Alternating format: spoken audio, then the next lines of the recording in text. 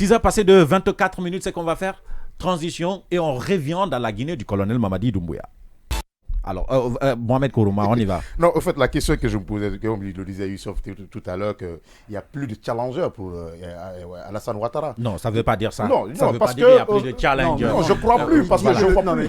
Non, peut-être que Mohamed Ali n'a pas écouté. Voilà. Il a dit le game est mort. Le game est mort, en fait. Le game est mort. Le game est mort, ça veut dire que... C'est-à-dire, il n'y a a plus personne. Il n'y a plus de challenger pour le moment. J'ai très bien écouté, mais je ne sais pas, en Côte d'Ivoire actuellement, c'est pas qu'il la question que je pose. On va vous expliquer clairement. Vous savez, le Gbagbo est du FPI. Le FPI aujourd'hui est déchiré. Gbagbo a été obligé de créer un autre parti, un autre parti dont vous ne retenez pas le nom. Blé Goudé, non PPCA.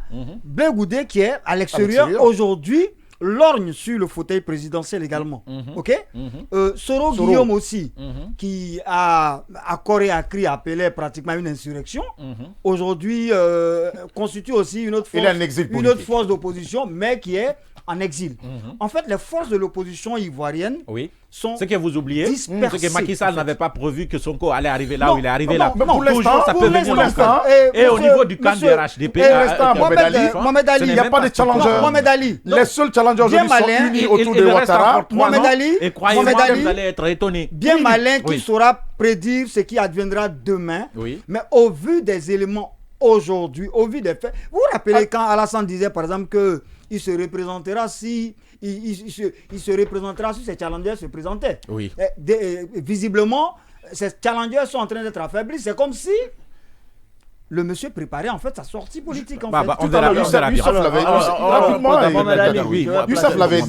Youssef l'avait dit que le monsieur s'est posé les jalons au temps et au moment qu'il faut. Et aujourd'hui, la réconciliation, ces challengers, ces soi-disant challengers qui pouvaient être autour de lui, Bédier, Laurent Gbagbo, les autres qui sont à l'extérieur, aujourd'hui ils sont autour de lui pour une réconciliation nationale. Et au sein de leur parti, il y a des cascades de démissions pour la mouvance présidentielle. On ne sait pas qui va être désormais, comme tu le dis, on ne sait pas pour l'instant qui va être le challenger de Ouattara au cas où on partait aux élections de 2025. Mais est-ce que Ouattara lui-même sera candidat? Parce que je pense que son âge même ne lui permet pas. Tous les moyens sont bien pour lui que son parti reste au pouvoir. Je pense que la stratégie de Ouattara est vraiment cynique. Dire qu'il faut que les autres préparent des dauphins alors que lui-même il n'a pas été capable de trouver un dauphin à lui. Non, ces dauphins seront décédés. Non, il avait trouvé les dauphins. C'est ce qui a valu même son poste. Ça me rappelle un peu la stratégie d'Alpha Condé lorsqu'il disait qu'il ne va pas laisser. Je dis ça me rappelle qu'il ne va pas laisser la Guinée dans les mains des bandits. Sauf que curieusement, lorsqu'il a choisi, ce monsieur est tombé malade et il est décédé. C'est quand même curieux ça. 6 heures passées de 27 minutes, on va aller donc directement à cet autre sujet. On revient bien sûr dans la Guinée du colonel Mamadi Doumbouya. On va à cet autre sujet lié à Kassori Fofana. Des soucis pour Kassori, on parlait de son avocat, l'un de ses avocats et l'un de ses avocats le plus virulent, si on peut dire ça comme ça, Maître Konaté, l'avocat malien, donc l'avocat franco-malien qui plaide dans les juridictions de la Guinée, finalement est interdit d'exercer en Guinée. On va voir la décision de comment elle s'appelle, Fatmata Binta, son poste, parce que vous m'avez dit que ce n'est pas le bâtonnier par délégation. Voilà, il est bâtonnier par délégation. Voilà la décision qu'elle a prise le 4 août. Elle dit et elle motive cela par le fait qu'aucun avocat ne peut s'installer même à titre temporaire en Guinée. C'est la suite de ses motivations.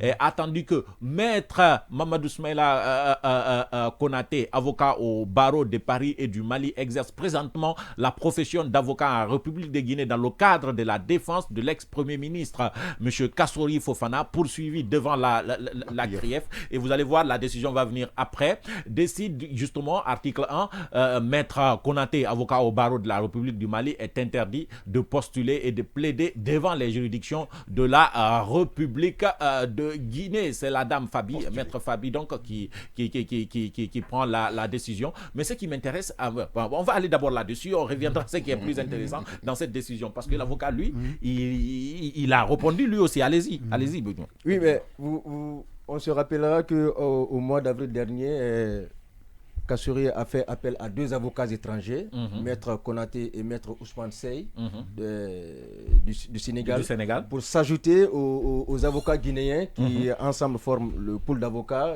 qui est chargé de défendre Kassouri.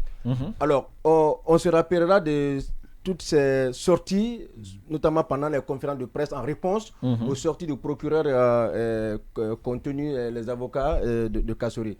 Tu le rappelais tout de suite, là, Maître Konaté s'est montré très virulent. Nous l'avons dit la dernière fois, il a tenu les derniers propos qu'il a tenus lors de la dernière conférence, c'était de traiter Ali Touré, le procureur, près la course.